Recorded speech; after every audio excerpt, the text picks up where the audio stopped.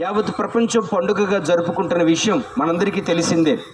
యేసుక్రీస్తు ప్రభువారు ఈ లోకానికి ఎందుకయ్యా వచ్చారంటే, ఆయన సర్వ సృష్టికర్త అయి ఉన్న దేవుడై ఉండి ప్రజలందరినీ తమ పాపం నుంచి విడిపించి నిత్య రాజ్యంలో చేర్చుట కొరకు ఆయనే ఈ భూమి మీదకి మానవుడిగా అవతరించి ప్రజలందరినీ కొరకై ప్రాణం అర్పించి సమాధి చేయబడి మూడవ దినాన మృత్యుంజయుడిగా తిరిగి లేచాడు.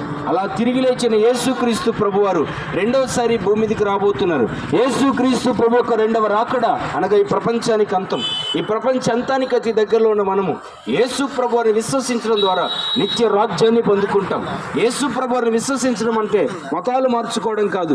ఎందుకనగా యేసు ప్రభువారు చెప్పారు, నేనే మార్గమును సత్యమును జీవమును, ప్రయాసపడి భారము మోసుకొనుచున్న సమస్త జనులారా కమన్ టు మీ, నా యొద్దకు రండి, నేను మీకు విడుదలని విశ్రాంతిని ఇస్తానని దేవుడు చెప్పాడు. కనుక నా ప్రియమైన సహోదరి సహోదరులారా, ఏ భారమును మోసుకుంటూ ఏ ఇబ్బందులు, ఏ కష్టాలలో, ఏ కన్నీరులో, ఏ నష్టాలలో ఉన్నా, ప్రభువా నా జీవితాన్ని బాగు చేయి, నా జీవితంలో నెమ్మది కలిగించని ఒక్క మాటను అనగలిగితే నా ప్రభువారు నీ గుడిలోకి వచ్చి నీ జీవితంలో నెమ్మది, ఆనందాన్ని, సంతోషాన్ని కలగజేసి నీకు ఆ నిత్య రాజ్యాన్ని ప్రసాదించగలిగిన దేవుడే ఉన్నాడు. కనుక మనందరం యేసుక్రీస్తు ప్రభువునందు విశ్వసిద్దాము, నిత్య రాజ్యాన్ని పొందుకుందాము.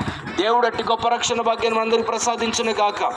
ముందుగా ఈ మాటలు వింటున్న మీ అందరికీ అడ్వాన్స్ క్రిస్మస్ పండుగ శుభాకాంక్షలు.